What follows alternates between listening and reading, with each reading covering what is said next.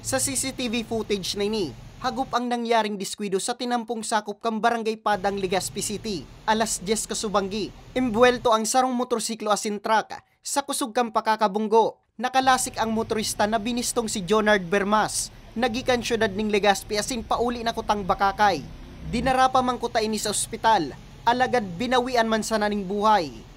Immediately we called the police station and the EQRT, the 911. Siguro mga minutes lang nagabot naman tulos, makaskas lang so ano kasi talagang ako nagmakiuron ako kaya pa ining isalbar kako. May ano pa naghahangos pa maili mo, may signs of life pa. Ayan lang. Kaya lang naano pa nga ninda natawan pa ninda ni first aid. Kung pag-abot sa natawan pa ninda ni first aid, kaya lang hours after it was reported to me na gada na sa biktima. Accident prone area man ang lugar, kaya kinakaipuan ng gad ang pag-iingat.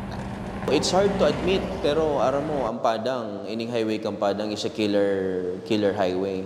Dami ng incidents digdi since 2018. Siguro dahil ko na mabilang sa kamot talagang ang frequency of accidents digdi sa Padang Highway dakol.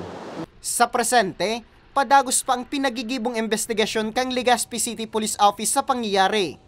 Para sa mga baretang tatak Bicol, Nomer Corporal